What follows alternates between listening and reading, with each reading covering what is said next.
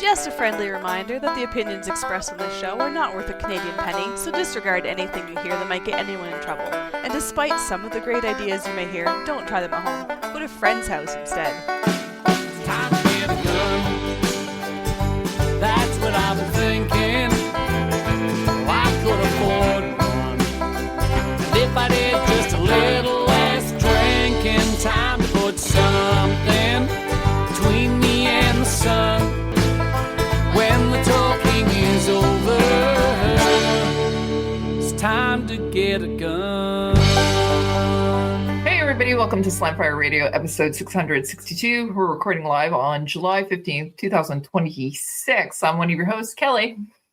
And I'm Cowtown Tony. That's it. That's all. Dustin may join us here in a little bit. And Adriel, he is currently indisposed. He's on a bike someplace, an actual motorcycle, not on a bike. But apparently there's tornado warnings. Remember when you said there's no tornadoes or bad weather in Alberta? Well, I think you lied. We never said that. It rained. It was torrential downpour for the entire spring. The entire province is underwater. Oh, now. God, you guys didn't get anything. It's been winter here since last October. I don't know what's going on with Alberta or with here. I think we flipped. Ontario flipped and Alberta flipped their winters. And Yeah, likely. Our winter is relatively mild, if you think about it that way, for sure. yeah, I don't know. We've got a really cold one and really long. So enough talk about winter because it's now in the middle of summer and we're having tornadoes here. 2 weeks ago, we had a couple that landed in Kingston. It was pretty cool. Oh, really? Fun. Oh, wow. Yeah. That's not great. Yeah, well, it is what it is. It's Tornado Alley sometimes here. Well, we're getting into it. Why don't we talk a little bit about what we did in guns this week? I don't have to really choose from a lot of people. So, Tony, why don't you tell us what you did this week? All right. I'm been off for a few weeks now because I was out last week, but I just checked. Didn't look like too many people were watching our candidate special and seeing me struggling, swimming around in the IPSC stage trying to requalify for Black Badge. But I did do that, and the big old rainstorm. And I may have broken my first Vortex product. What happened? So it was a really quick stage because I'm just coming in for the requal. I'm not doing the paper test or the training part of it. Mm-hmm. So came onto the range just a little bit before noon. So for like the mini match part, it was raining heavy, and we had designated people holding an umbrella when unpacking my guns. Like, that's not too necessary, but we still did it. I holstered a gun, everything. We have like kind of pseudo 2 squads, so 1 squad shooting, 1 squad's resetting. The stages aren't too big. Normal, right? Again, Okay. I have one of the like the last stages, the big stage. It's like combination stage, shot, and the last one is the big combo one. Have that posted to Slamfire Radio, and yeah, try to like keep the raincoat on, cover the pistol when you can. But I started to notice that the first 2 stages were fine, and then on the 3rd stage, I started to notice that I can't lower the brightness on my dot anymore. So that's kind of weird. Shot the 3rd stage, that's fine, and then on the 4th stage, I think I'm starting to notice that dots is either I'm shooting terribly, which at this point I don't think I'm shooting too bad to the point that I can initially sight into a dot and then lose it. I think I'm experienced enough not to do that anymore. But I've started to see either like the brightness of the dot starting to change mid-string, or I feel like the dot may have been turning on and off as I'm shooting. So it's kind of odd. Well, finished the Black Badge. Everyone's wet. Pack up the gun. Went home. And then I think I managed to like turn it back on and off once more. And then it just, it's stuck. It's just stuck on the maximum brightness. And there was a special tool if you have Vortex Defender dots. That's for the battery door. You could use a flat screwdriver, but it's just better this way to not strip it. So I tried to check, is the battery cover loose? I haven't changed it in a while. Is the battery low? It wasn't. So wrote into Vortex saying, "Oh, come send it in. Here's the sheet of things." So I did send that in before I went on my little vacation, and they did reply yesterday, which is pretty quick. They got the package, I think, Thursday, so it's like a 2-3 day turnaround. They said, "Yes, issue is as observed, and we're going to replace your dock." So I have a new dock coming to me pretty quick. Hopefully soon enough for, it'll definitely be soon enough for the Sherwood Park match. So I will be fine. Well, I have to re-zero it, I guess. So that's something. And Adriel mentioned there was the Vortex demo cell at the Calgary Shooting Center. I did pick up something. I was thinking about it for a bit. I was like, it's a really good price. So I picked up a scout scope for no good reason because it was relatively not so expensive. And I thought about like, what happens if you put... It was financially responsible is what you're saying. It was financially acceptable. I wouldn't say it's responsible, acceptable, I think. So I always thought about, okay, what happens if you put a scout scope like in front of your eye, like a regular scope? And I did consult Vortex on it before, and they said, don't do that because your field of view will be really, really small. Yeah. I didn't really understood that, and again, financially acceptable, not responsible. I bought it. So it was like, so basically, you get a humongous reverse scope shadow. So like the majority of your view will be black if you do that. So, but I can find a application for this thing at a different date. Again, it's not that expensive, and it's something to play with. I don't know. Maybe does that mean I have to buy a $2,000 scout rifle now? I feel like that's maybe a possibility. Yeah. So yeah. Well, we'll see about that. And then I was down in the Freedom Land for the Freedom Land birthday. It was kind of like always You're like talking a about boy the trip. U.S. July 4th, right? Yes, correct. It's always like a boy trip. Last year, some listener might recall, I went to the Wisconsin Air Show. Yep. This year we went to South Carolina. It was really Nice. hot. But surprisingly, maybe it's because it's closeness to the ocean, not that many mosquitoes. So I was able to rock the shorts for the entire week there. Well, half Thanks a week for there. that picture. Oh, No, I'm just saying. No, just the mind. Yeah. Anyway, yeah, it was.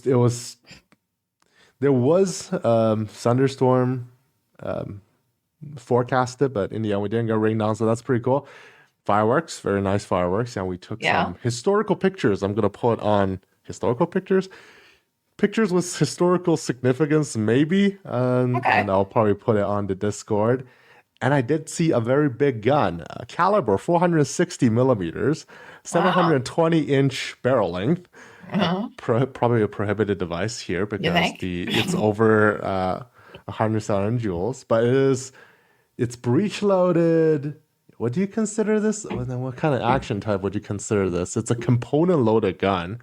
You load the bullet first, and the powder impacts second. So I don't know how the Canadian firearm would define it, but it is on board, one of the 9 on board the battleship USS North Carolina. We were able to drive up along the coast, and it is in a small town called Williamston, North Carolina, close to the South Carolina border. So that's pretty cool. We also visited the aircraft carrier, USS Yorktown, the second generation SX class in South Carolina. So that's all very cool. I thought about carrying a gun because my Detroit buddy was there. So in South Carolina, I could have. And so is it constitutional carry or is correct. it reciprocity? Okay. Constitutional carry. And there's a news about reciprocity for New Hampshire. We're going to cover it in the new news section. But I think it's just out of laziness, and you're probably not supposed to do it on a museum. And I feel completely safe on the museum, so it's probably fine. And I noticed a very little detail. If you go to Texas Roadhouse, a pretty interesting restaurant in the States, it says no. It says very clearly no open carry. Right. So that means concealed carry is like explicitly allowed now. Like that's pretty cool because most places will say no weapons, right? So, and of course, because my Detroit buddy's flying, he carried most of his pistol arsenal over so I can clean them for him. Because I am the friend group gunsmith in a sense, I guess. So yeah, he got himself a very nice, like special edition Springfield 1911 that has like cool. gold drawing inlet on it. It's very fancy. It's like don't disassemble it. I will clean it. You just need to put it back in the display case. Everything's gonna be okay. Don't put it in a scratch on it. That's just a big sin anyway. So. Yeah, I got to play with a Ruger RXM as well. The disassembly was pretty interesting. For some reason, it's one of the first Glock pistol I have to pull the trigger twice to remove the slide. For some reason, after you pull it once and try to slide it off, you'll get hang up and the trigger will reset. You have to pull it You again. have to pull again. Yeah. Maybe I just haven't taken enough Glocks apart. I'm sorry. Pulling the trigger is not a required part for disassembly in 1911. I don't think. Mm-mm.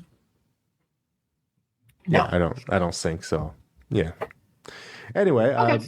yeah, enjoying maybe just a bit too much freedom. It was really hot, but It was really hot, but you had a great time. but It sounds like it was a great you saw time. some really, really cool things and had some time for it. Tears in my eyes as my plane's taking off. I was like, I can never have this much freedom. I'm going to a place with paper straws. Let's put it that way. Put it that way. That's a big So downgrade. I have a question for you. Uh-huh. Are we going to lose you like we did to Kyle? If the opportunity were to arise, that the chances are non-zero. Okay. Yeah. All right. Yeah, Fair enough. let's put it that way. Okay. It is really yeah. nice. Yeah. Yeah. DS is really nice. But there's always the argument that there was this Chinese talk show person that said it. Traveling is going from places that you're sick of staying at to going to places that other people are sick of staying at. So maybe it's just what it is, right? Yeah, I'm not lying. Yeah, I kind of agree with that. What about Kelly? What did you do in guns? I haven't been on for a while as well. So a couple things. So we had the podcast last night where she shoots. We had Amanda McPhee come on and talk about a program that she's currently facilitating down in the Niagara Falls region. And it's for youth and teaching them about outdoors and all the cool things associated with awesome. it, the impacts that they have on and the environment and decisions. It's really, really cool. So if you're interested, go and tune into that episode. Again, it was just recorded last night, so it just dropped. A couple of other things that I've been doing. I went to the range, tried out, an optic myself and shooting it on a shotgun. That was lots of fun. I delivered and facilitated the club level ATT for the local club that I have here. Had a new partner in crime. So How often are you guys still doing that? That's crazy. all our new shooters, all of our new intake, we run it because we still have people. Even with for pistols. rifle shooters? No, the club level Right, ATT is only for the pistol. We just want to make sure that people who are shooting pistols on the indoor range. I'm just surprised there's still such a high take rate because Yep. there's no more. Well, I won't say no more. There are some coming back into the market. So, well, our wait list for our club in particular, it's a year and a half long. So people, fair enough. right? So people do own pistols. They're just interested in coming into the club. So ran that. With Patrick, one of our listeners, one of my Maple Seed instructors as well. So we did it in tandem together because Henri, who I usually do it with, he was incapacitated or he wasn't able to do it. So decision was to move forward. had a good time with it, made sure that everybody was able to hit their required number of bullets on paper at a specific distance, and I didn't make anybody cry this time. So it was a success. So Shooting challenge too hard. yeah, I guess so. Or I don't know. Apparently I'm intimidating or I make people cry sometimes. I don't know. Yeah, and I was going to sign up for, there's a IPSC match that's going to be taking place at Lower Trent Valley this weekend. I was going to sign up, but I can't because, I haven't shot a match in a little bit, or it wasn't recorded. So I have to earn that out and figure out what I need to do for Really? that. Yeah, true story. I was kind of a little, I'm going, no, it can't be, but it was. So I have to figure that out so that I can shoot IPSC again. Anyways. Let's just do a super. Usually, it's going to be a supervised shoot of some kind. No, come on, it's me, right? I should be able to get that done, no problem. But I have to problem It's the solve timing that. thing and bureaucracy. It's kind of annoying. It is what it is. So that's fine. We're setting up some stuff for the Gunny Girl calendar. It's going to be, we're going to be doing the photo shoots. So that's taking part of my time as well. But yeah, that's going to be happening soon. I'm super excited about that too. I get to go and meet some new people that I haven't met before, and then spend some time with my most favorite people ever, obviously. What else? I don't think I did anything else. I had a couple of meetings about Maple Seed. I helped out at a Maple Seed. 2, I think. Couple. I had lots of stuff I've done since I've been on, but nobody wants to hear about it. So, we're going to get into, let's get into upcoming events. So there are a couple that are coming up. So the Hunting Gear, the HDG Firearms Training. So it's Adriel. He's doing a PAL and RPAL course. Sorry, no, it's PAL course on July 18th and July 19th, Sherwood Park Fish and Game Club there in Alberta. So the one on the 18th is all sold out, but there is still lots of spots on the 19th. So go and do that, sign up, and go get your PAL. So we have a couple of things that are taking place for 3gun.ca, 18th and 19th at CDTSA, so Mila Range. There is a 3-gun match that's going to be taking place August 8th and 9th at Sherwood Park Fish and Game. There's a team match that's going to be taking place August 15th. Go to Chaz, sign up for that. And on September 19th, there's a combat shotgun at Sherwood Park. Lots of things taking place at Sherwood Park for 3-gun. Maple Seed, you got to whip those Ontario guys into shape. Where are all the Ontario events? That's me. We have some events that are taking place. So this weekend, I think it's this weekend. Yeah. July 18th and 19th, Fort St. John, BC, it has a Maple Seed that's taking place. If you are near Fort St. John and you want to learn how to shoot, you maybe even improve your skills, go and sign up for that. So July 15th and, sorry, I just said 15th. It's not. July 25th and July 26th. Milo. Oh, that one sold out. And then we got Mission BC on July 27th. We got some more events that are taking place in Ontario as well. Go and look at the events calendar and sign up for them. If there is an open spot, again, they don't stay open very long. So if you want to take a seat, go and do it. BTSA, there is a Steelers Challenge that's going to be taking place on July 26th. You can register through Practice Score. Go and do that. And normally we have our friend Dave on to talk about ORA, but go check out the Ontario Rifle Association.ca website. And you can look at anything that the ORA is doing too. I talked about that really fast. Let's get into the news.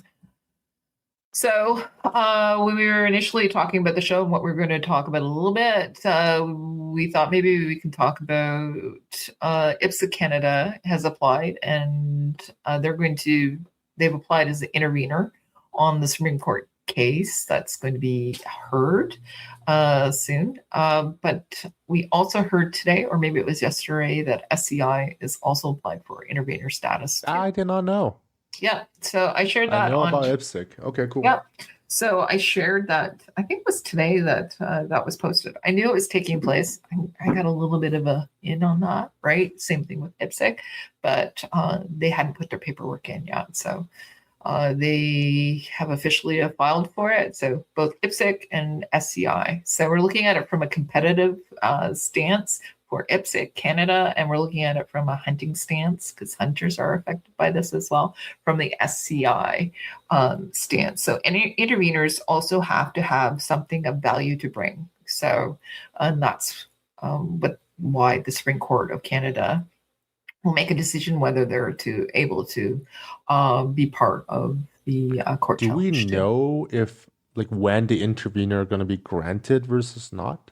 No, they like I don't know when they're going to be told, but Okay. once they are told, so all the parties involved will be also advised, and so we would make that known too. So there's also a little bit more news about the Supreme Court challenge too. So I just shared it on social media 2 days ago, I believe it was, or maybe a little bit before then. But the Supreme Court of Canada has decided that they're going to hear the case or start hearing the case on November 9th and 10th. So we're getting rolling. We're going to get started on it. And it's going to be happening before the end of the year. So I think that's not a bad thing, but it will take a while for us to go through it. And I'm hoping that, obviously I'm hoping, but everybody else is hoping that there will be some positive results from it. I do think it has merit, and I think that the Supreme Court of Canada are interested. They wouldn't have agreed to hear it. Again, only 6% of cases that are ever put forward to the Supreme Court of Canada are accepted as being heard. So they think that there's some merit to, or something interesting about the case. So I think we have a half a shot. And yeah, I think it's really, really important that we continue to push forward. I've seen some comments recently about that we're never going to win, or some naysayers and all that. Well, guess what? We're doing whatever we can in order for us to actually keep our guns, and this is part of it. And it's just we have no other option. Another announcement, it's not in the news and I didn't put it in there, but I wanted to talk about it because it was also released yesterday. The CCFR is also taking the federal government to court on behalf of the Saskatchewan firearms owners. It's a class action lawsuit, so we're suing the government. So congratulations, Saskatchewan. So that's something else. So if you think the CCFR is not fighting for your rights, absolutely 100% are. Yes, I'm biased, but also the reality is we're doing what we can in order for us to actually keep our guns. So, Tony, any thoughts on that before we get into Tenda and all that? No, I think it's great to hear. I've heard about the news about the class action lawsuit. I don't know how it exactly applies to Saskatchewan residents versus, for example, Albertan residents. Because Saskatchewan has new laws that they've implemented, right? Right. Alberta hasn't.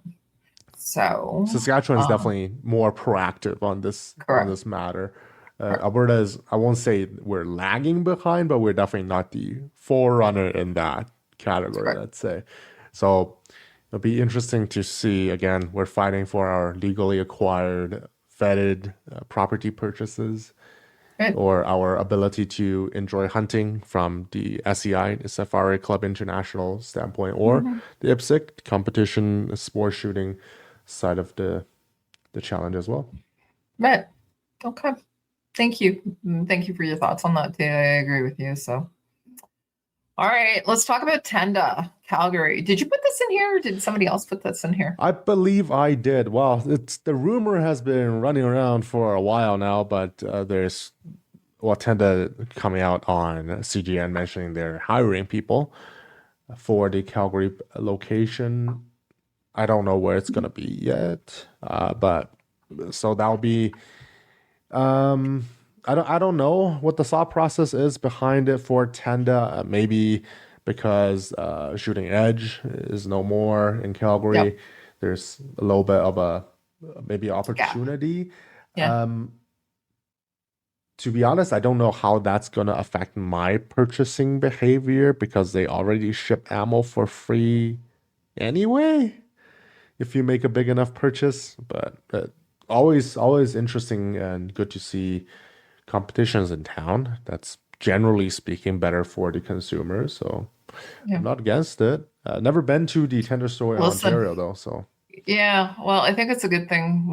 I think one reason is because they're pivoting a little bit too. So if they're looking to open a store in Calgary, I think it's always a good thing when we open more stores when then we're closed. Well, then we're closing. That's not really making sense because we're closing a lot of retailers right now. So if we are opening something, let's celebrate it and let's go and shop in I didn't person, notice right? this part. This will be pretty interesting. Maybe But quite a few employees want to come to Alberta. They offer unique interprovincial mobility. So there I you don't go. know. Maybe quite a few veterans will be coming here too. Hmm. Well, land of freedom-ish. So Alberta compared to other provinces. I Just can't even saying. call this diet freedom. Maybe it's freedom zero. It's like kind of there, but not really. Yeah. Yeah.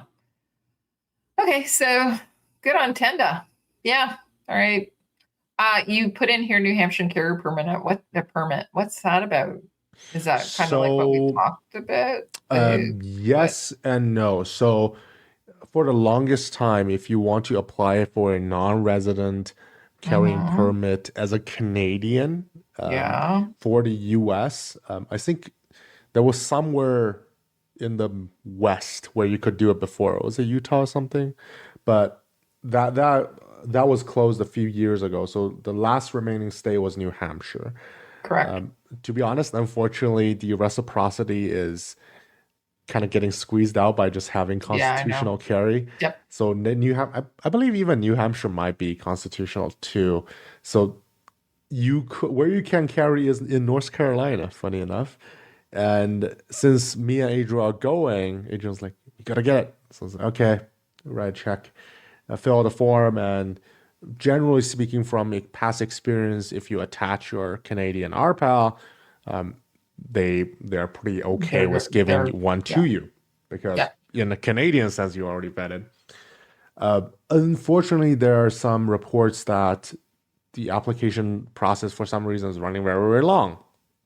So, so a few people try to call, including Adriel, who called in, and they're currently sitting on the fence of if the law need to be changed and if New Hampshire is going to continue issuing out non-resident permit.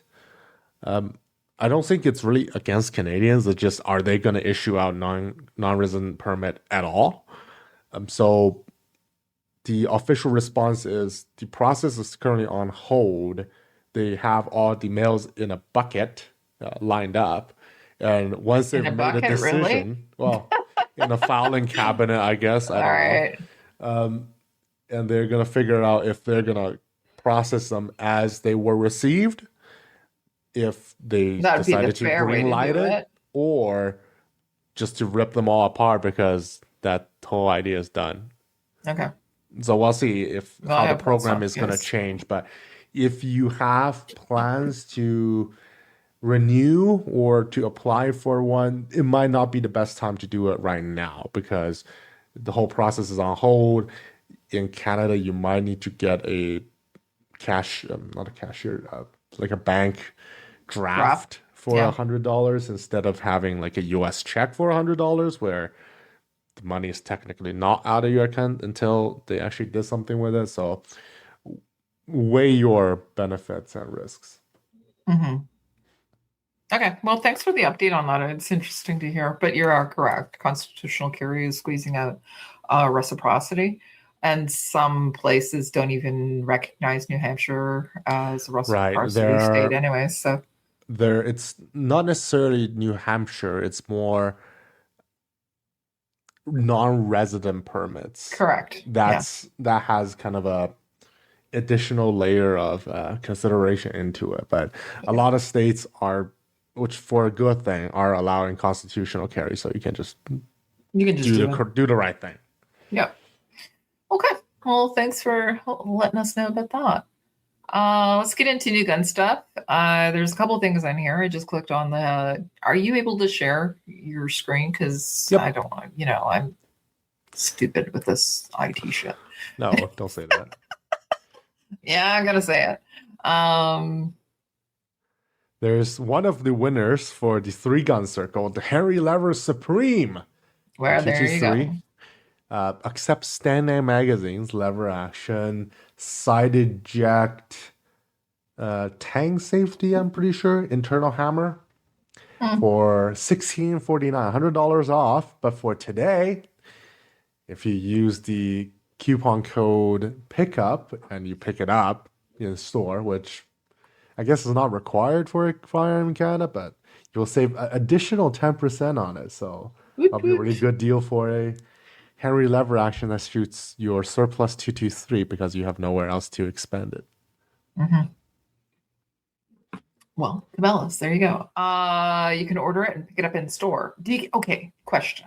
Don't forget to use our link. You can I was find going to that say, at, so use our link, then we get a kickback. Yep. Well, okay, is it technically a kickback? Yeah, it is. Yeah. So it, we get a little, we get a couple. It doesn't you know. affect the viewer's ability to use the coupon code. So There you go. there you go. Pick up in store.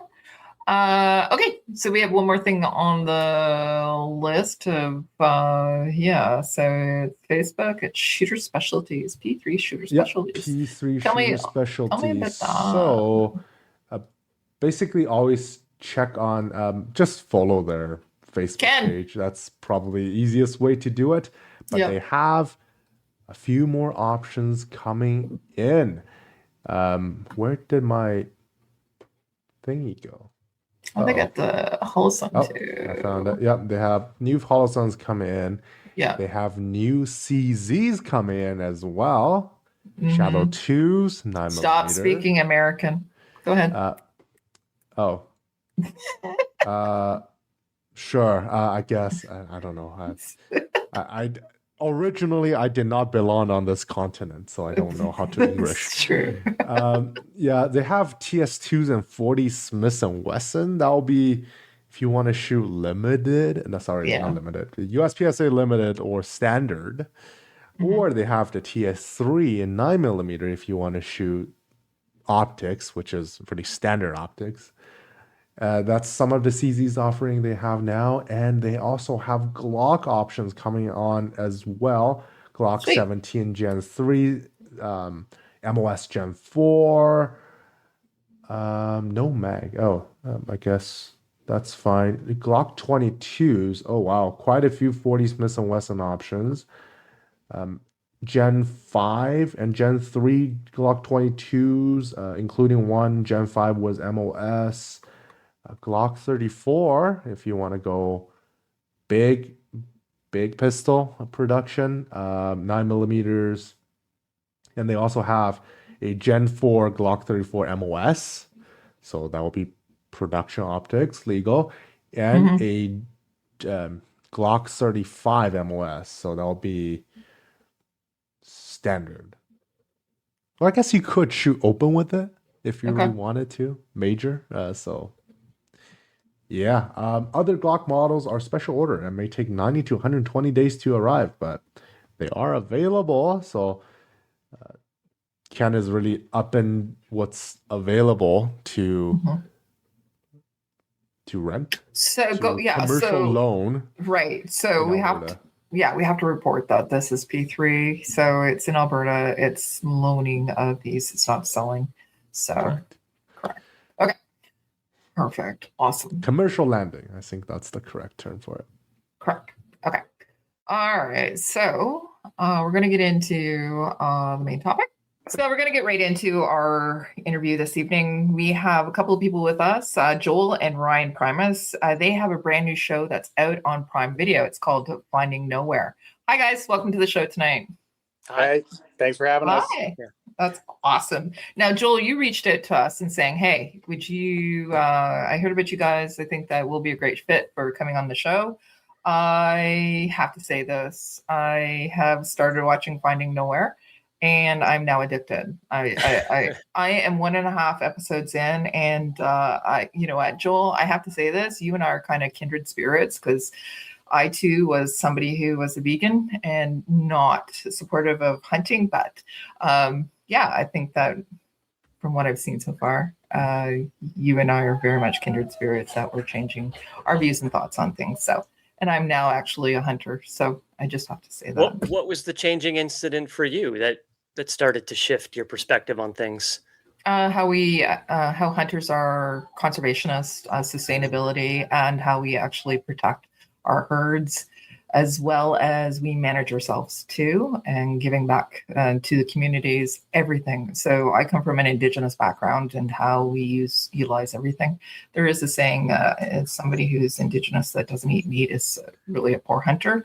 I had to fix that as well. So, but yeah, I changed my mind because I was open to learning about hunters, and again, about sustainability and managing the herds. If we hunt them or overhunt them, then we will not be able to continue feeding our families or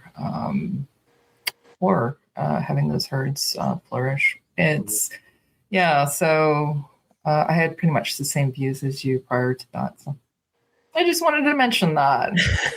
Okay, so now that's enough about me. Let's get into you. So let's talk a little bit about you before we get into the show itself. So Joel, why don't you tell us a little bit where you're located? A little bit about your background too, because we didn't discuss that prior to hitting the go live button tonight. So I'd like to hear a little bit about yourself. Yeah, sure. Again, thanks for having us here. It's kind of a surreal moment for Ryan and I. Again, we didn't expect the show to catch fire, and so it's a real privilege to be here sharing how this very organic experience came to be what it is today. I'm not sure you're familiar with Dragon's Den. So my start in, call it anything, TV entrepreneurship came from an underwear line I'd started called Naked Underwear. And I got invited to go on Dragon's Den back in 2008. And the producers of the show said, hey, if you want this episode to air, we think you need to do the pitch in your underwear. So stripped down on national TV and was called Delusional.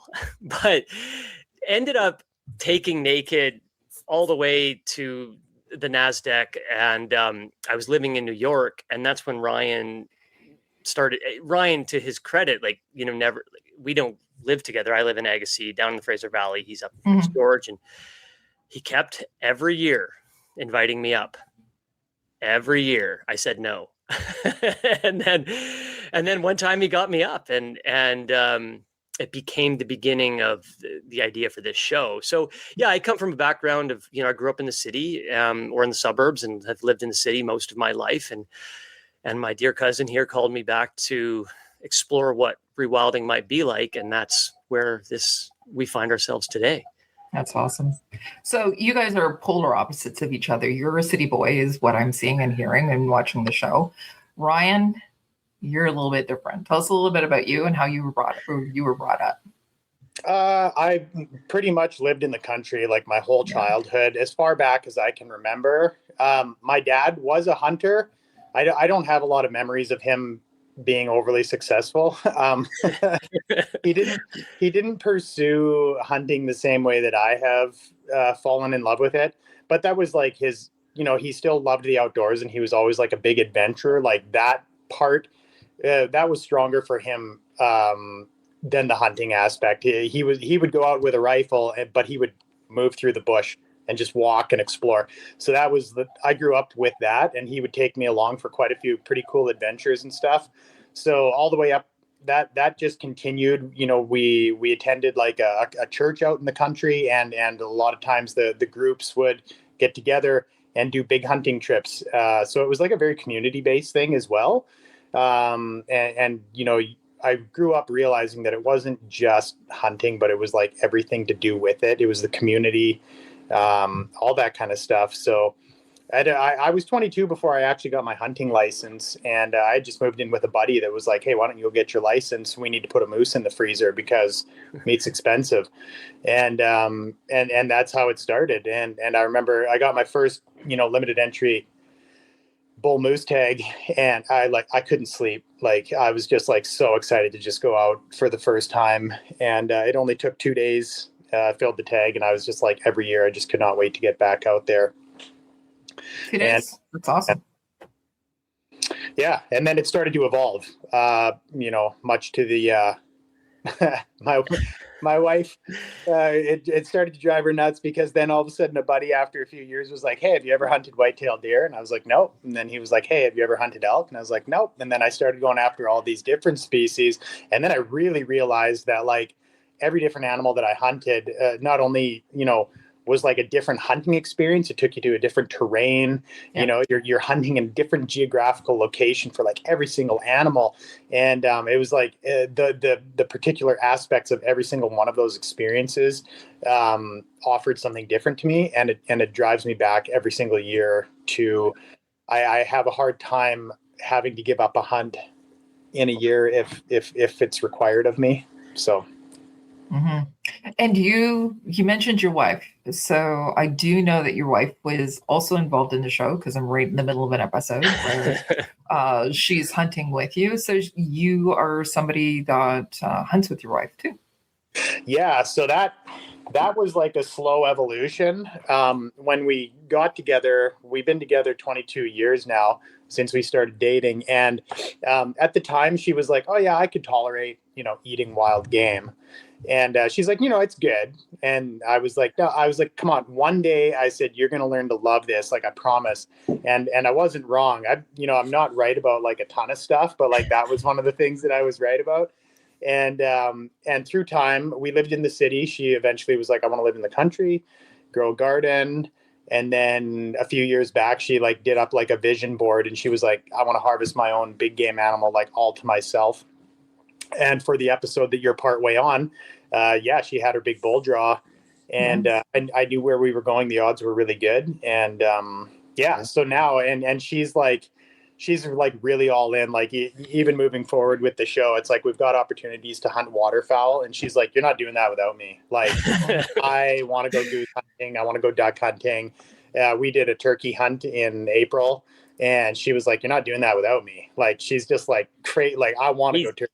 He's talking about episodes though. So we're like you're 1.5 episodes in, but we're on the cusp of season 3 beginning filming here. And so interestingly, like this idea, you brought it up and I thought that was really interesting, was you hunt with your wife. And so in the finale of season 2, which will be out early next year, we actually get into what it means to be married to a hunter and what it means to be a hunter's wife. And it's something that it was unexpected because Dana was in the truck with me while Ryan was in the front truck with a guide. And she just starts talking. And I'm like, well, this is interesting stuff here. Ryan hasn't heard it or seen it. And I was like, I want to build on that even in season 3 because it's a real thing. And again, everything for me in this show is new. I don't, to me, it doesn't mean anything. And then all of a sudden it comes up and I'm like, wow, that's a story there. Yeah. In this dynamic.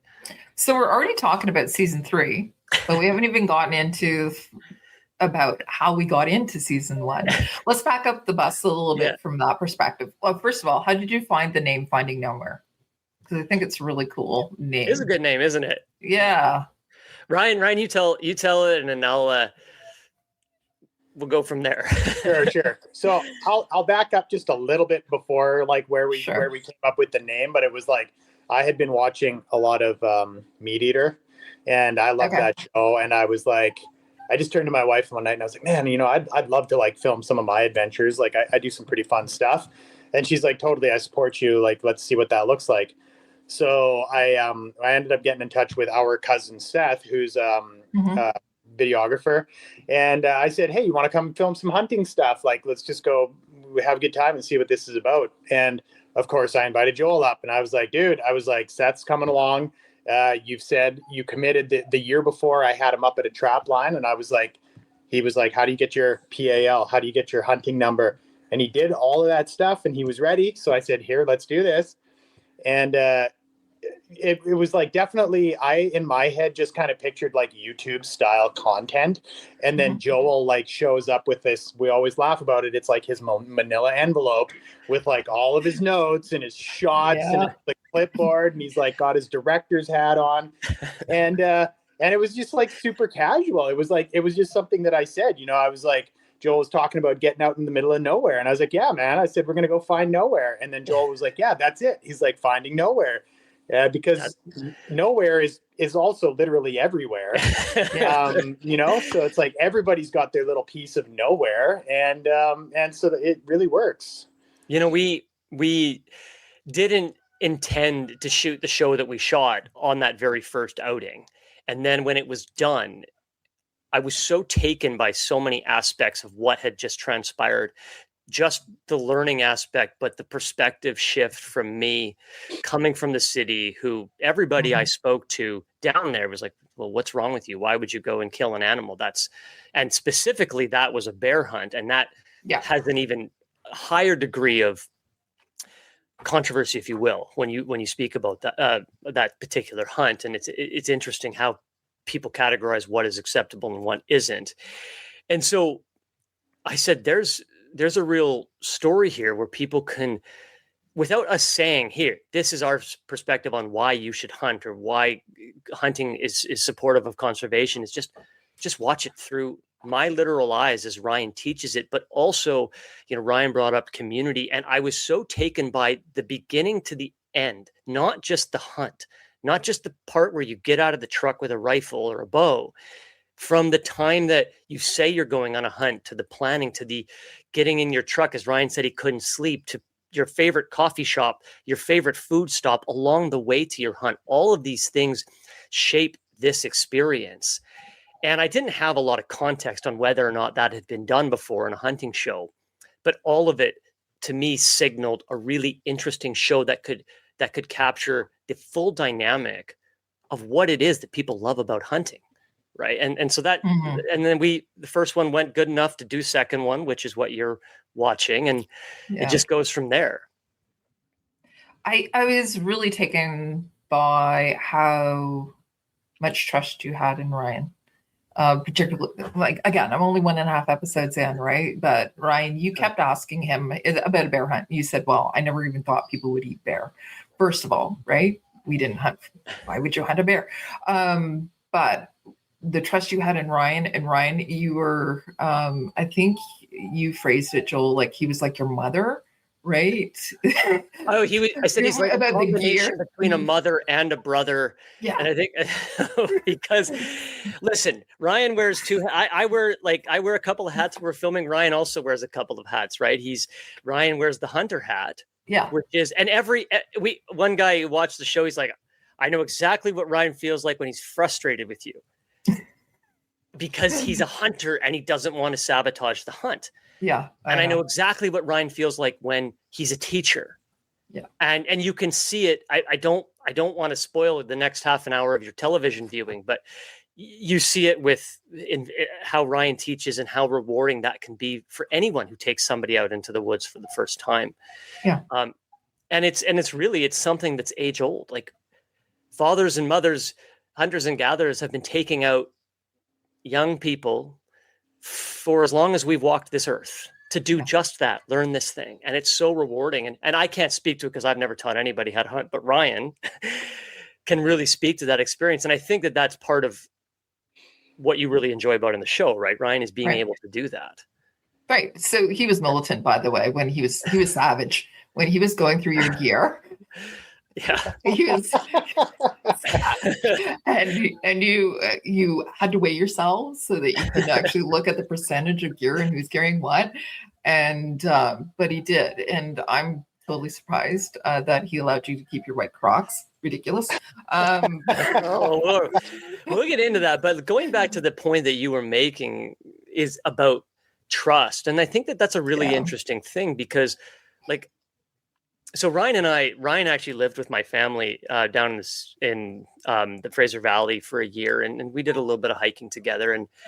But I trusted Ryan like a big brother anyway.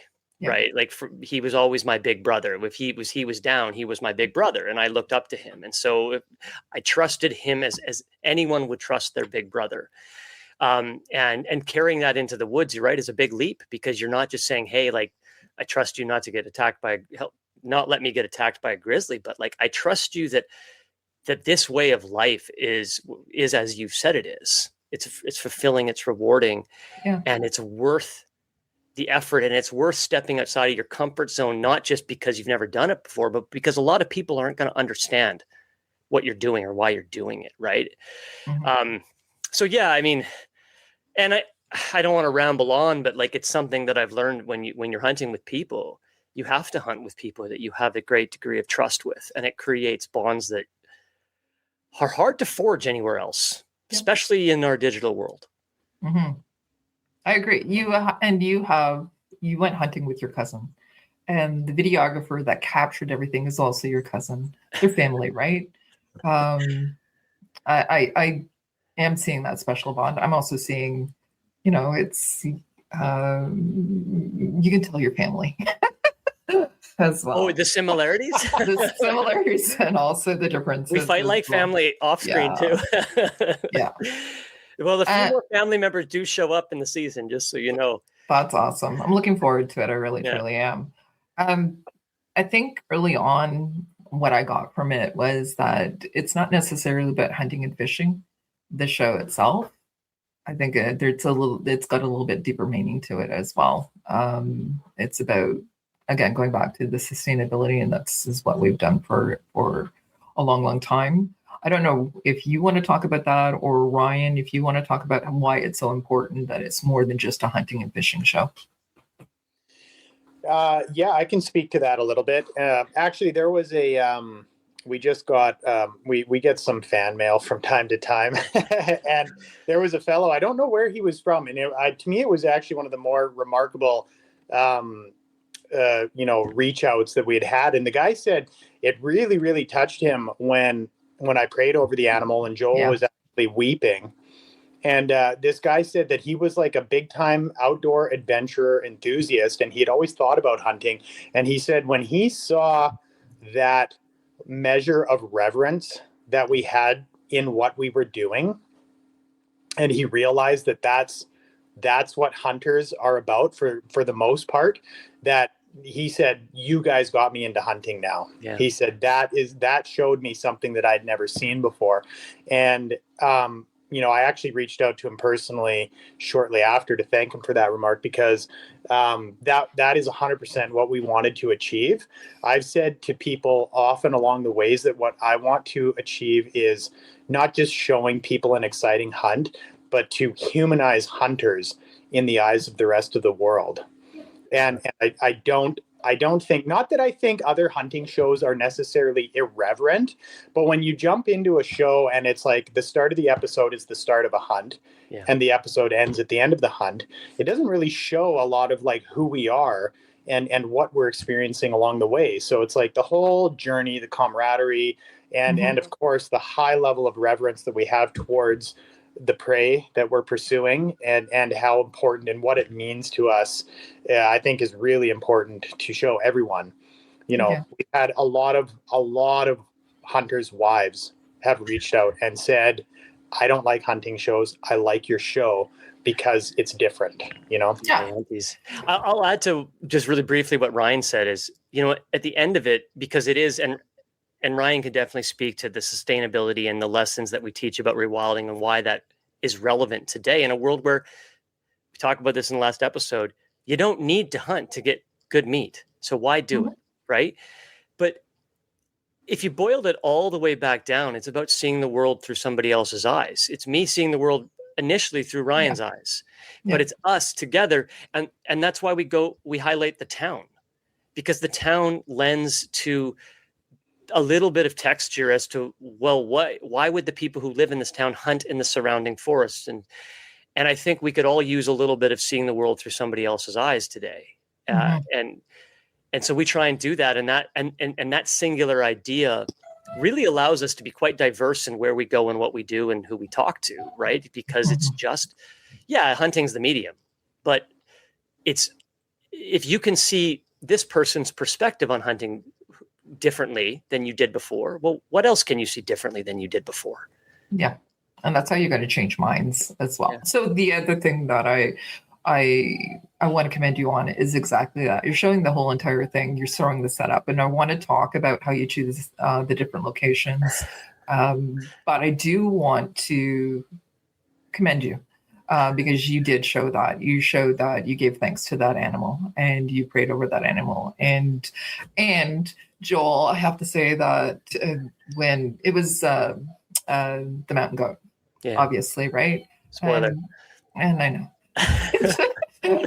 But it had a huge impact on you, and I think that also affects the people who are watching the show. It humanizes you. We also remember the first time that we picked in whatever it was we were hunting as well, and it does have an impact on you as a person, and you give thanks for that animal and it's going to sustain you, your family, and also depending on the animal itself, more than just your family too. So I thought that was important. Absolutely 100% that you showed that aspect of things and the human side of things too. So thank you for doing that. So how do you choose the locations? Because Dawson Creek, that was one of the first locations that you did choose. Why did you choose that one?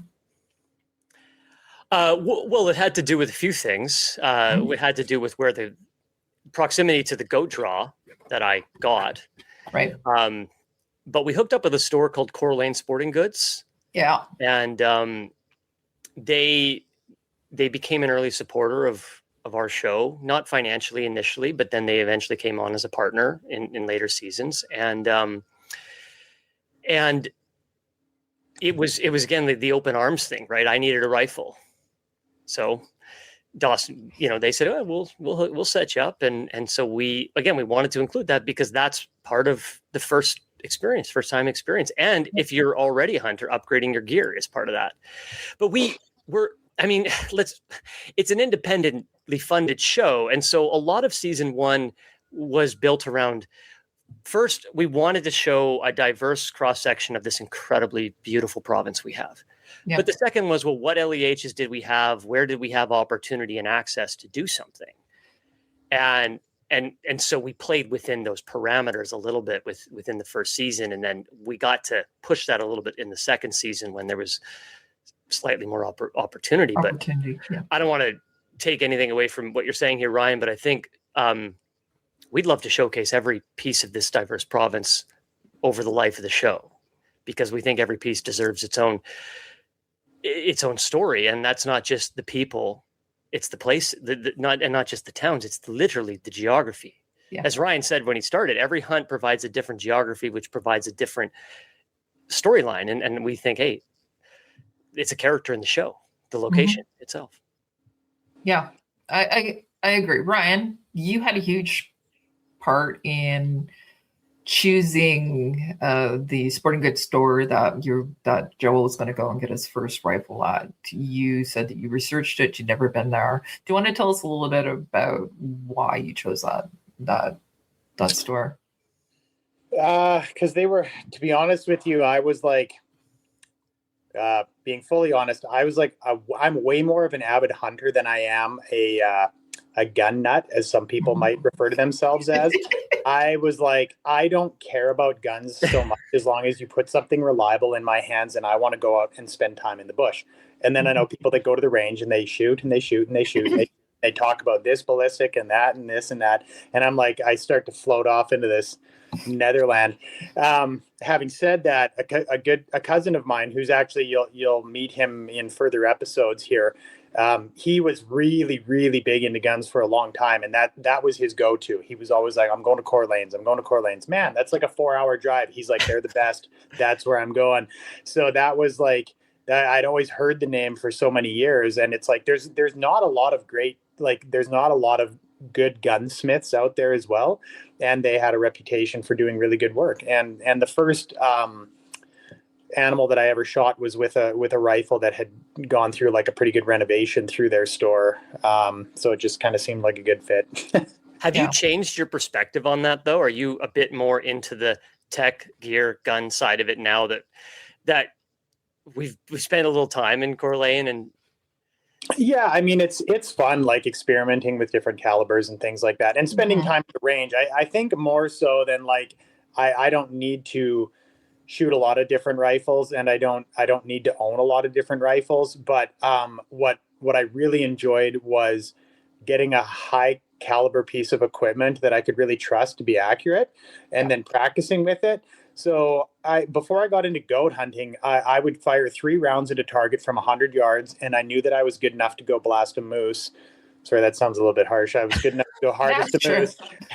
Blast a moose and then pray over it in reverence. Yeah. and that was the extent. I was like, it was my rule. You always check your rifle before you go hunting. But, you know, a 3-inch group at 100 yards, you're well within the kill zone of a moose. And then all of a sudden I was like, oh, goat hunting, that's neat. But I'm shooting at something a quarter the size of a moose. And now I'm really limiting my ability to get an animal if I can't trust myself to shoot 300 yards and beyond. So that's when I really started spending time at the range and practicing. And, you know, and those guys, you know, they put a rifle in my hands for season 2, and they've taken us to the range, and I did a lot of shooting, and it's like seeing my confidence in what I'm holding. It changes a lot when you have confidence in what you're doing. You know, you're more comfortable taking an animal from a further range, and I think that's important to have within a reasonable range. So that you just provide yourself more opportunities. And that's what it was always about. I'm like, if I can get closer to an animal, I will. But if my best opportunity comes at 400 yards, I want to be able to take that shot. Mm-hmm. The other side of that too is not just a better opportunity for yourself, but a better opportunity for a clean kill, an unwounded animal that runs off into the bush, which is every hunter's worst nightmare. Not just because they lost the meat, because there's now a wounded animal running around in the woods. And I mean, you're both, as I understand it, competitive shooters, like you're pros, right? And I think that's something that I didn't fully appreciate the value. I mean, is that not true? Am I wrong? Sure. Take the compliment, right? Yeah. Okay. I didn't fully appreciate how hard it is to fire a rifle at an animal. Well. Yep. And that became a bit of a storyline in season 2. And it became part of the reason that Coeur d'Alene outfitted us with some rifles, because it was like, can this rifle do at least a little bit of the work for me specifically to help bring, you know, again, that just to have more success. And, you know, that's been a game changer in a way. Doesn't take away from the need to practice and so on and so forth, but just, again, something I had absolutely zero consideration for starting. You know, again, the arc was guns equal criminals, and to where we are now, it's just been such a 360 or 180, I guess. 360 right back where you were. At guns equal criminals. So you did talk about that a little bit before you go to Coeur d'Alene. You talk about the feelings surrounding your purchasing gun, and you said, I would never have felt this way years ago. And then you went in and you walked in. And I have to say this, that they gave you some really good recommendations. You ended up with what? Do you want to talk about the rifle you ended up with? Well, I ended up with a 300 Winchester short mag, but in season 2, I'm hunting with a, Ryan, do you have them? Or it's a 7 PRC, and we both have them, right? Well, you have a 6.5 PRC. I have 6.5. Yeah, I have 6.5 PRC. You have a 7. Yeah, to go a little further with that. So, so the recommendation from the beginning was so you ended up with your first rifle being a Tikka T3, and you had some good optics on there too. So you were able to see what you needed to. I have to tell you this. You took it out, you sighted it in, and that I'm going, you're bench resting. Like, you're not going to be able to bring that bench with you out into the field. So hey, got to get a little practice in. It's a fair point. Yeah. You know, and Yeah. Ryan says it all the time. He's like, hunting in the field is very different than hunting off a It bench, is. a rest, and let's just say I learned that the hard way in season 1. Yeah. Let's just Yeah, leave it at that. Yeah, if we're being totally honest, it's like I do hate that aspect of it, because there's a part of me that's like, I'm thinking like you can't just shoot at a range and then really be prepared. And that's why I said in the episode, it's like, it's important. We're just going to really control the range. I felt like 140 yards with laying down was like achievable. But yeah, it's like, Joel still struggles with being able to practice as much as he should, because geographically it's just down in the lower mainland in the valley. It's not easy to get The distance. get into those ranges that you need to. So I actually happen to live 20 minutes away from a 1400 meter range. I've got access to an incredible range, so that helps. Yeah. But you got a rifle, you got out there, you climbed some difficult terrain. There is some other things that were, I'm not going to give it away to people, but you had some decisions you had to make prior for you even getting out onto the mountain. I know that there's some difficulty there. But I think that Ryan, you and your experience, you made some good decisions for Joel as well as Seth as well. I know that you had to make those considerations, but do you want to talk about the prep that you had to go into for your first actual hunt? So like you're talking about leading into the first episode. Yeah. Well, I mean, physical fitness is huge. Obviously, anybody who goes on a mountain hunt, I mean, hunting in general, like I don't love road hunting, like at all. I really need to get away from trucks and quads and all of that kind of stuff. So physical fitness is one thing, but a goat hunt is kind of like next level, because you're going up some pretty steep terrain. So it was like Joel's always been in fantastic shape. Better, up until we put some weight on our backs, I'd argue that he's in better shape than I am. And Seth was also in really good shape, and we had another videographer, Aaron, with us, and also in fantastic shape. So that was like rule number 1. Preparation rule number 2 is kind of like having good gear with the right gear. You don't have to have top level everything, but there are certain things that I don't want to compromise on, because I've come to learn that if Joel has a bad trip, then Ryan has a bad trip too, because he's cold and he's hypothermic and he's miserable. And so it's like, I'm like, you need good rain gear and you need good hiking boots. Those are really non-negotiable items for me. And then there are other things that generally the less expensive gear just starts to add weight on your back more than you necessarily compromising in quality. So there was a pretty substantial checklist, and I'm still honing it to this day. There's probably a lot of people that would maybe argue with what I take and what I don't take. And I've noticed that some people hold some items in higher regard than I do, and I hold some items in higher regard than they do. So physical fitness, gear, making sure your rifle is shooting accurately is obviously very, very clutch. Don't overpack. Don't overpack. You talked about even, carrying a paperclip. That got used at one by somebody as well. So and as I said, you were militant about what was going in your packs, because you knew that Joel was going to have to carry it.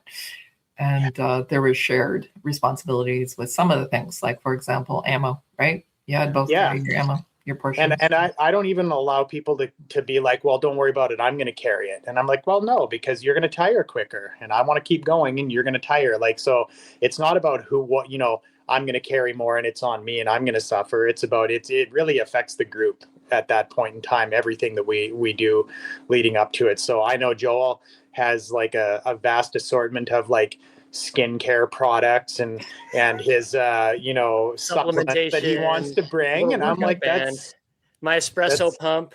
I have a little espresso, but to my defense, Ryan will always have an espresso if I did pack it up the mountain. You will. You got to start the morning right. Yeah. Hey, you know what? Life's little luxuries are sometimes worth the extra The extra. How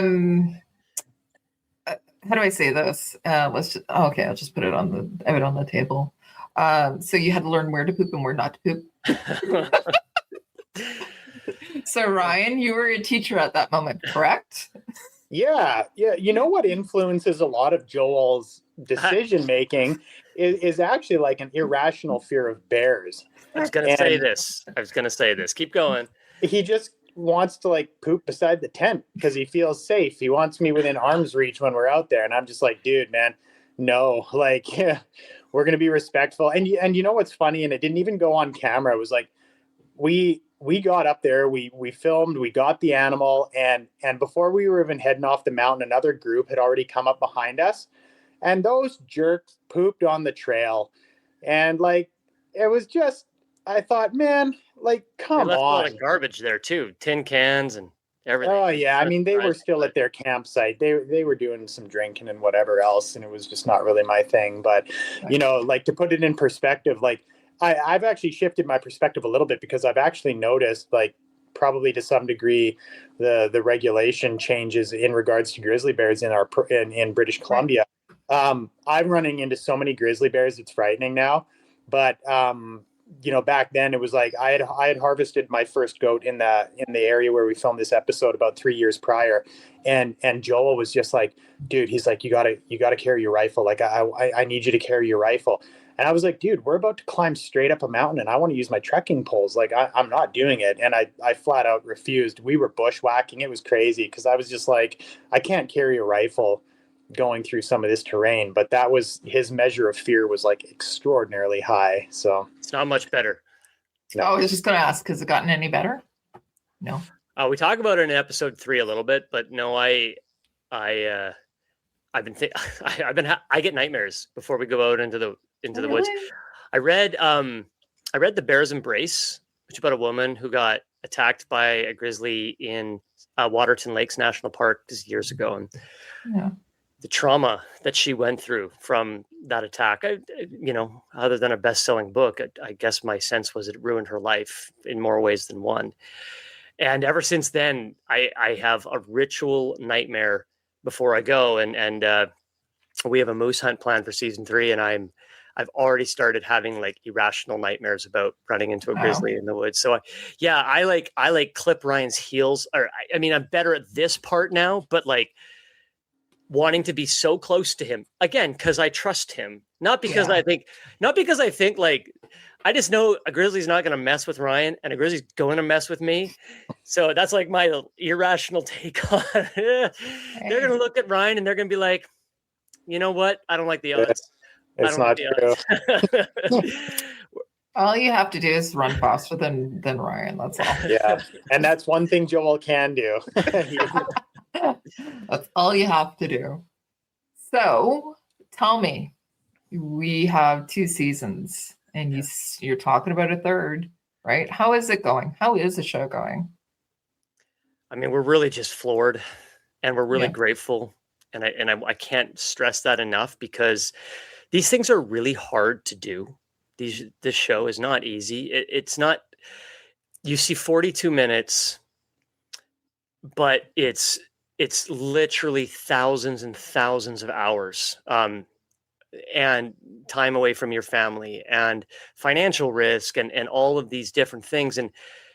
And we felt like it was an important thing to put out into the world, especially in the climate, if you will, of the world that we live in today, where there is so much division around firearms and around hunting regulations on all of these things. And to just kind of put this thing out there that hopefully lent a little bit of balance, a little bit of compassion, a little bit of excitement, all of that.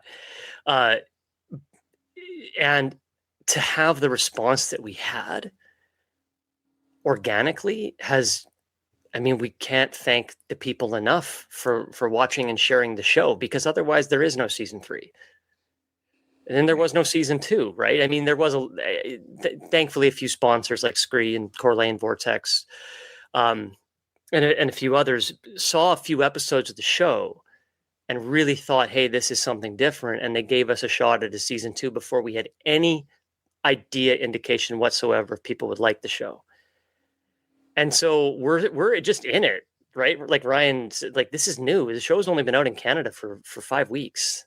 Mhm. So we're just kind of coming to terms with it all. Right. It's So very right now, tell us where you're placing in Canada on viewership. Right. Right. Well, I think we were number 8 on Prime for like new adventure TV series right now, and unscripted TV series. But we did get up to number 4 for a good few weeks, anyways. Yeah, so we've been hanging top 10 basically since we launched. Pretty much, we shot up to within the top 10, and we're still there. So, Which we like to say is really a testament to what Canadians want to watch. Mhm. What is it that they're interested in? You know, is this little independent show about rewilding and farming and firearms and all of these things is hit top TV, literally top TV on Prime. Top 4. Shows you that there's so many people out there, and then the messages that we get, there's just so many people out there that are wanting to tap into this, but either don't have a Ryan in their life, as many people say when they send us messages. It's like, oh, I wish I had a solid cousin like you. Or it's just hard to find the means, because if you don't come from a hunting lineage, like a family that has spots they've gone to, or an uncle, or this and that, it's not an easy thing to step into. And I respect anyone. Like, I mean, again, I'm I'm insanely lucky that I had Ryan, because I would otherwise just be, if I decided to get into it without him, I'd still be in a forest in Cache Creek without a deer. Like 5 years later, that's what my hunting would be. So I have to ask, because you could have probably gone on to Wild TV or something that's geared towards hunters. You're not on Wild TV. Where can people see you? And well, you've already given it away a little bit, but where can people find you? Oh, yeah, right now Roku, which is free. I don't even think if you have to download an app if you don't have a Roku TV, but it's free on Roku. We just launched on Tubi, which I believe is also free, and then Prime, which is not free, but everyone has a Prime account. So we're on three major streamers in North America right now. Right. So, how important is it to you to be on non-hunting shows so that you can reach everyday Canadians? I think that was actually one thing that we did discuss. Like, we did have opportunities. I think that we can still go on Wild TV if we so choose. We were looking. They actually reached out to us, and it wasn't anything against them, and not that we're against going on Wild TV, but it was kind of like, we didn't want to give any hunting network exclusive rights, because a lot of people actually felt that it was going to limit our audience, because people that tune into those shows are already very into hunting, and we need to reach people that are not. Yep. So that's why I felt that the broader spectrum was more important, and we didn't want to limit our viewership to hunters only. So I think we're going to reach a lot of people. You know, I had some people reach out to me that don't live too far away geographically, and they're like, oh yeah, you know, it's like we're just kind of tired of the same old hunting shows that you watch on so many of these networks, and yours is different, refreshing, and that's why we like it. So yeah, that's exactly it. Yours is different. It's refreshing. Joel, it's taking you from somebody who is, let's be real, you're very urbanized and you're a non-hunter, and we're going along your journey and your experience, and you're very relatable. Like, yeah. Really, yeah. And we have a lot of opportunity to stretch this for many seasons, because I'll be honest, he's not a quick learner. So, I mean, this could take years. Hunting. I'm not a quick learner in hunting. Or shooting. Two of the same. What did you say back here? You have grit, determination, and you need the skill, is what I wrote down here. That's right. Oh, yeah. Good memory. We were talking about that. You know, there is a hunter instinct, and there's people who are probably more inclined naturally to the skill set that it requires, of which I am not. But again, it lends itself to the premise of the show but that doesn't mean you shouldn't learn. and not just learn because you're trying to put food on your table. Learn because by doing it, you can, again, see somebody else's perspective, or you can understand why hunters get so excited, with what they fall in love with. And that's really it, right? Understanding each other. Mm-hmm. I will never be as good a hunter as Ryan, but it's or many people. Just insert name, and then but that doesn't mean that I don't want to be out there, right? Mm-hmm. And I'm also thinking that it's more than just about hunting. It's about forging those relationships, and you're forging something right now. Oh, just being in you hunt have camp been with Ryan, as well as everybody else that you've been going out with too. Yeah, I mean, to be clear, I don't flout myself as an expert hunter, but I know where the animals are, and I don't mind spending copious amounts of time out in the bush. And those are a couple of good recipes for success. So there you go. And if you were guaranteed success, you would be going to the Piggly Wiggly or the local Safeway, right? That's right. Yeah. No, I mean, to be honest with you, it was like after going back to my wife now, it was like it got to the point where after about a decade together, we had just gotten a moose and we ran out of moose meat from the year before, and she bought a pack of extra lean ground beef, and she still couldn't believe how much fat cooked out of it. She's like, "What is this?" And I was like, "It's not moose." And now she's just all over white-tailed deer. I think she loves white-tailed deer, and it's she just genuinely loves it. Everything that we bring home and we process ourselves. And it's and my kids too. And my 3 kids, they're all their favorite is black bear meat. Who knew? So, I mean, you can't buy it at the store. So if my kid wants to eat black bear meat, we're going to go out and get one. So, Yep. And you have to do it. Yeah. And processing it. That's awesome that you're teaching those skills too, right? Mm-hmm. If something does happen, Joel, you have those skills now too. If something happens and you need to, and you need to go and take a game for feeding your family, you now have the ability to do it. I really appreciate that you said that. It probably doesn't apply to me, but theoretically it does. Joking aside, my wife hunts in season 2. Okay. And I remember, so we did the same thing. We got her a firearm and she went and practiced. And her whole thing was exactly that. I do not know if I want to be a hunter. I know I need these skills. Mm-hmm. When she first pulled the trigger on a firearm at a range, she cried because she was overwhelmed by the power of that firearm and the noise and the feeling and just knowing what it can do. And then that quickly changed to an appreciation for what this tool can do, a reverence, if you will. I mean, I think that's a very fair statement. And she is very grateful that she now possesses that skill to be able to shoot better than me in case something happens in our family. We're good. And you're not the first person who's ever told me that, by the way, that, their wives actually are better shooters than them, and are able to take a deer or a moose or what have you. But again, just going back to it's a skill. And what's wrong with possessing a skill? Absolutely. We should know how to change oil, and it wouldn't be a bad thing to know how to hunt or fire a firearm. Mm-hmm. I have to learn how to change oil, but the other. So I'm going to ask you a question about that. 10 years ago, would you have said that? No. Yeah. No. See? I thought it was disgusting, and that's literally the word. I mean. Yeah. But it came from such a deep level of ignorance, because I didn't, even when I wasn't a vegan or a pescatarian or any of the things in that, along that line where fish are okay, or this and that. I didn't have a clue how that piece of food ended up on my plate, including the broccoli. What are the stakes that's the wrong word. What happens to bring that broccoli to my plate? Who has to die? Is it a field mouse?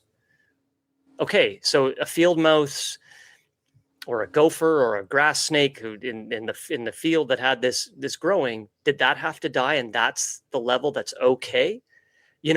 I'm not saying one way or another. All I'm saying is I didn't pay one iota of attention to it, except cast judgment on anyone who did hunt or have a firearm. And so that's been a tremendous perspective shift. Mm-hmm. Yeah. It's relatable to a lot of people, including me. I had the same sort of thinking as well. Ryan, you're changing minds. Yeah, it feels good. Like, honestly, like I was with Joel when he took his first animal, and it was such an impactful thing for him. And I was like, honestly, like super duper, like humbled and grateful to be able to help foster that experience for somebody. And, I get to relive that experience again with another person here in season 2. And again, it was like, just knowing that it was like, I was the person that was able to help shift that perspective and usher them into a new way of life was really, really cool. And, I think that even at the end of the day, if I'm not making or creating or helping people want to get into hunting, hopefully at least it softens their opinions of those that decide to take it. They might say this isn't for me, but I can now understand why people do it. And, it's like, I always wrestle with this argument. This is one that I've always heard Stephen Rinella say on his podcast. And he says, like, he wants to bring awareness, because it's kind of like, if this dies out, if hunting shrinks back, you lose your voice. Yeah. We need people in it to speak up for it. And so as much as I don't like the idea of more people being out in the bush, taking up all the good hunting spots, and you're competing more for space, which every hunter, let's be honest, you like the idea of nobody else being out in the bush and you want the biggest animal or whatever. At the end of the day, you can't have it that way, because you're going to lose it. And I really do believe that. We see it year after year. You kind of like lose a little bit of ground. And I think giving people a new perspective on that and helping people understand and become sympathetic towards what hunters are about and what we want to achieve and do is the way that you're going to preserve it long term. So yeah, can't agree more. So yeah, absolutely correct. Okay, so have to ask, I'm just early into it. Anything that you any spoilers you want to give to me or any of the listening audience, or just say, let her play out and stay tuned for season 3. What's coming up? I don't know if I want to give spoilers. The fact that we even have spoilers is kind of exciting, right? That it's that kind of show. No, I would just say, it's an independent show. So if you like the show, we'd be grateful that you shared it with someone in your life that you thought might appreciate it. Mm-hmm. Someone, and you'd be surprised. Again, vegetarians, hikers, people who you would never imagine have sent us messages saying they enjoyed the show. So, and that's how this gets out for us, and how this conversation that Ryan just mentioned continues at the dinner table and so on and so forth. And people can lighten, people can see things a bit differently, which is what we're trying to do here. So, yeah, great messaging. Quick question. You've already mentioned them already, but who are your sponsors that are making this happen for you? Who are the people that are the organizations that are lending a hand so that you can continue into season 3? Let's give them a little bit of a shout out. Thanks. Ryan, work your memory on this one. Oh yeah. So we got Bannister, Ford and GM. They gave us pickup trucks last year and helped us outfit them to make us kind of recognizable on the road, which was pretty sweet. They had a lot of people. Hey, what's this about? So it was a good Bannister, Dawson Creek. Bannister, Dawson Creek. Yeah, Creek. Bannister, Ford and GM in Dawson Creek. We had Vortex. Gave us some optics. Scree was really huge. Yeah, love Scree. Honestly, that gear is awesome. I was like never necessarily brand specific on what I had, but they outfit us, and I'll stand behind their gear. And we had Core Lane Sporting Goods, and they've been really awesome. Yep. So They Fit helped out. Physical Therapy up in Dawson as well. Sam Moxon does some training for us, and he actually offers virtual training programs Nice. for Mountain Tough. Just what Ryan was talking about with Goat Hunt. The one is called the Man Program that is live now that he has that you can just drop right into. And so Sam, and if you go to our Instagram, you'll see there and Sam's stuff there. Kershaw Knives, Gator Sunglasses came in and helped us out with some gear as well. Who am I missing, Ryan? Even though I cut you off. Yeah, you did. You didn't let me jog my there. No, man, I think we got her covered. And gosh, if we haven't, forgive me. Well, Rocky Mountain Rifles affiliated with Coeur d'Alene. They support it as well. Ballistics. You have some really top or quality supporters there. Everybody that you listed are really top tier. So it speaks to you in the product that you're actually delivering as well. So you're thank you very much for that, because that was one thing that they said the same thing that you did. It was like, Aaron, our partner, he had a booth set up next to Scree down at the BC Outdoor Show in Chilliwack last year, and he was like, "Oh, here, check out these episodes," and they were just like, "This is different. I want to be part of that." And they were actually pursuing us. And so it feels good. It was like same thing with Vortex. Their guy in Canada here just watched the show and he was like, "This is different. Let's get on board." So. Yeah, no, great product. So I'm glad that they're supporting a Canadian independent as well. So this is awesome. Anything, Tony? I'm going to bring you in just in case you have anything that you want to add before we close out. We've been already talking for an hour, guys. So I think that we could probably do a 3-4 hour show as well. But we probably should tie it up. Tony, you got anything else you want to? Any questions? I think all the things are covered, and I'm excited to get into the show. I know Adriel arranged the show for us, so I haven't got the chance to dig into it, but I did see your website. You can find the brother at findingnowhereshow.com. That's their website, and that will lead to all their social media and stuff. So, well, what I'll say on top of that, Tony, is that I think we have 2 days left in our Hard Scrabble Scree giveaway. So if you go to our Instagram right now, you can win a Hard Scrabble jacket and a Hard Scrabble pant, which is one of the midweight outerwear pieces that is, again, we've worn it all over the world now. And so I think, Ryan, am I right? 2 days left, Friday? Well, that was a little bit of a spoiler right there. Yeah, goof. Yeah. Awesome. Well, it's not a season 1 spoiler. No, that's true. See, you get to see the dynamic playing out here in real time.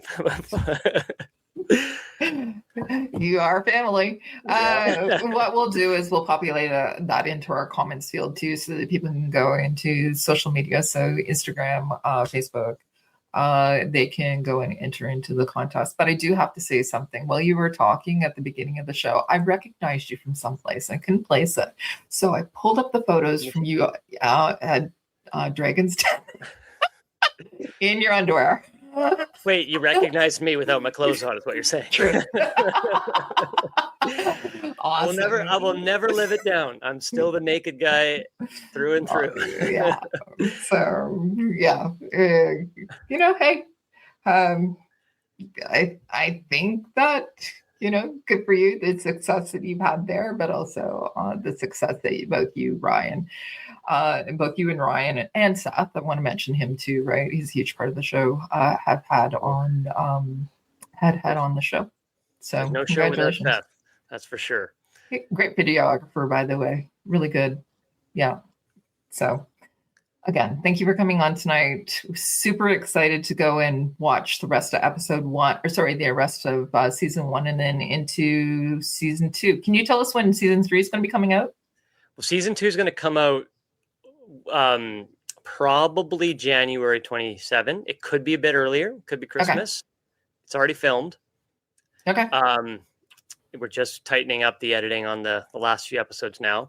Season 3, we're starting filming in September, so that's still a ways away. Yeah. You're going to keep us wanting more, right? Hey, we hope so. It's a lot of fun. it's a lot of fun. And so we feel pretty spoiled to be even doing it and being able to do a third season. It's pinch us. It's, this isn't something either of us thought would happen 3 years ago. Right. Mhm. Well, hopefully there's more seasons to come after that as well, 4, 5, and 6. And maybe, so BC is where all this hunting is taking place, correct? Pretty much for maybe. mostly, yeah. Yeah. Where we want to move out of BC a little bit, yeah. Okay. Yeah. Well, that's but really season 4. stretch across Canada is kind of what we want to do. I like the idea of getting into Alberta, Saskatchewan, keep going that way. Yeah, we'll head south. I imagine there's just so many interesting stories and things that we just don't know in these other beautiful provinces. And so it really excites us to not only teach, but to be able to tell stories in places where, it's just, it's funny. Canada's so big that you could say that hunting in Ontario is foreign to us, It's true. And I think that there would be a lot to unite by being able to bring the perspective across the whole country. Well, you're welcome to come to Ontario anytime. Come see me. I'll hunt with you anytime. Yes, thank you. Sounds good. All right. Yeah. Thanks again, guys. Really, really happy that you guys came on, and good luck with Finding Nowhere. Thank you. Thank you. Thanks for having us. Thank Have a you. good night. Thanks again, guys, for coming on. It's really great to have a chance and an opportunity to interview. Again, I love the show. It's different, and I'm going to just go through every episode that I can that's available currently right now. I'm watching it on Prime. And then season 2, what I'm hearing is about to drop in, November, December. And then when season 3, I'm already pushing them for season 3 and 4 and 5 and 6. So, Fair enough. And I think on the website, again, findingnowhereshow.com. Yep. You can find them on Google. They already have a teaser out for season 2. Yeah. So that's pretty cool. Again, the easiest way to find them, they have all their social media on their webpage, and then you can find them on Prime Video. Yeah, and if you're listening right now on July 15th, so 15th, 16th, and 17th is what I'm hearing, go to their Instagram page. I did post it in the comments on social media that you can go and win some Scree gear. Right? If this is high quality stuff, so go and do that. You can win some stuff. Let's get into emails. Did we already cover this last week, or no? Do you know at all? This is from not Eddie. sure. Okay, we'll read it anyways. Let's go for it. Hi, guys and gals. Sad to hear the news, but CCI Standard Velocity has reported that to have kabooms lately with case head blowouts and separation. Here's the link to the thread on CGN about it. So it's in Gun Nuts, and if you want to go in there, there is a thread about it. But just to go through a quick summary of the reported lot numbers that have problems is D26EA09, E21CA01, G18EA06, H21CA10, and C07E107. And the most notorious one reported was CO4E111. I have checked my inventory, and luckily none of them are from the lots reported. I know many shooters use this ammo. Please pass along for everyone's safety. According to the thread, CCI is asking for. I've lost it here. I've lost my mind. Just 1 second. CCI has asked everyone who reports an incident for details, including photos, and offer compensation for returning unused ammo to their distributor. Be safe and shoot straight. That's thanks, Eddie. That's it's really important. All right. Well, do we have YouTube comments? Something went wrong with their powder supply? That is very strange. CCI is pretty dependable usually. Yeah. They're in the conglomerate of Remington Federal Ammo, so I haven't really heard anything bad about their ammo. Yeah, I give them a little bit more credit than Federal. Anyways, okay. YouTube. Do we have any comments on YouTube that we want to address, or do we want to save them? We'll address them. Okay. We actually have quite a few. Oh We have dear. Travers Millhouse 8936 on last week's episode 661. I'm on a range day, Dustin. Oh, I'm on a range day, Dustin. Okay, I thought you had a range day with Dustin, but I guess that's not the case yet. On the late boat home to the islands, perfect timing for your show. Keep it up, y'all. Thank you, Travis. 600 Viking. Thanks for bringing in Jake. It's great to hear something a little different. I love his content. It's sometimes pretty deep in the weeds. If you're not familiar with Black Powder, his testing and accidental discovery are definitely interesting. Thanks for having great Slamfire content. Thank you, 600 Viking. We have the homework from Eddie. I read an article about our Carnival Crime Carnival Crime Minister receiving a it's the Turkish 357 Magnum. I don't know how to say their manufacturer's name. I'm sorry. In Turkey, it's a copy of a Colt Python. I immediately thought, what exemption would he use to import that into the country? But the article continues saying it was going to be deactivated, so it could be imported, which is odd to me. I thought there was other ways they can import things, but I guess I would have think they wanted to import it and then deactivate it instead of the other way around, but God knows what they're doing. And he continues on saying, those Norma Oryx 308 ammo could be on sale for a reason. I bought some from Reliable Gun a few months ago for $34 a box, but they produce group well over 3.5 inches at 100 yards in any rifle I tried them in. That's crazy, Eddie. Not good. So maybe buyer beware, Norma Oryx 308 ammo. I know Norma has some association with government, military ammo production. I don't know if they're coming off of a military machine. Still. Close enough for hand grenades and the government. So. Oh, God. The military. Okay. Dustin, celebratory gunfire is good on July the 1st and 4th. There will probably be a lot of celebratory gunfire if we get the conservative version of simplified classification. That's a distinct detail, not the liberal version of the simplified classification. That will be difficult. Was the 10mm Glock you shot at Abbey ported? If so, that would cut down the felt flipperosity. Yes, it's an actual word. Look it up in the dictionary. Sure. Adriel, who is not here, that Vancouver level rain you experienced in the at Mighty P3 gun was Vancouver wintertime rain. It hasn't rained much here in the last month. See? Global warming. I thought it's global warming, not global raining, but okay. You consider ammo from 3 years ago old? I got some from over 2 decades ago. Some CCI standard velocity boxes have the lot number imprinted dry stamped on the bottom. Interesting. You have to have good lighting and viewing the box at the right angle to read it. That's interesting. I don't think they're going to be in the lot numbers that Eddie provided earlier. Go ahead. Yeah, probably not. But and it doesn't go bad either. So just don't get it wet. Vancouver though, yeah, I wouldn't be pushing my luck. Okay.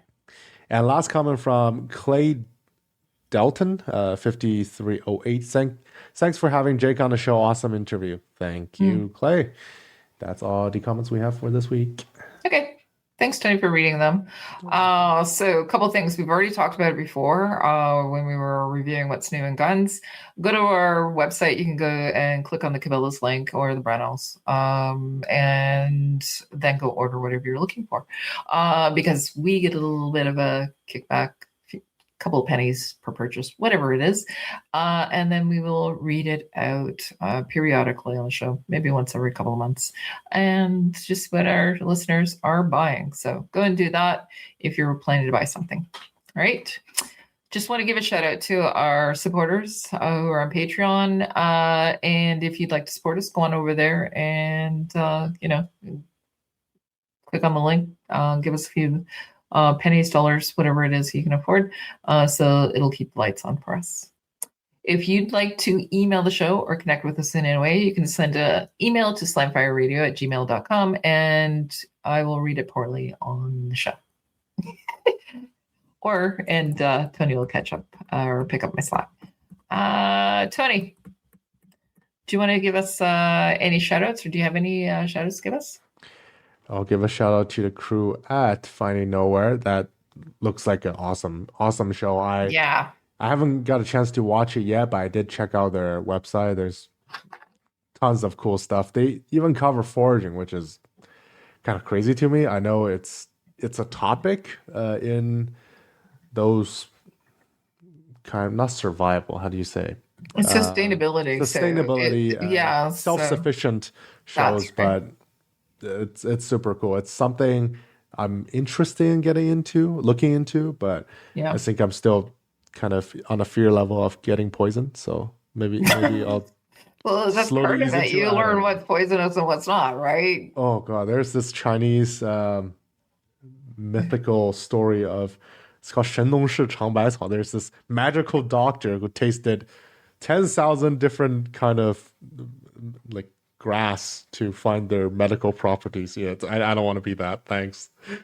Okay, here I have this piece of advice. Right, everything is edible at least once. Not everything is edible more than once, though. Right?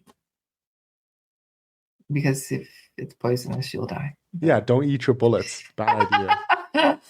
Well, some people do it. All right. Shout outs for me. I'll echo your comments as well. I really enjoyed having our guests on tonight. Ryan, his shooting experience and how he is or was, how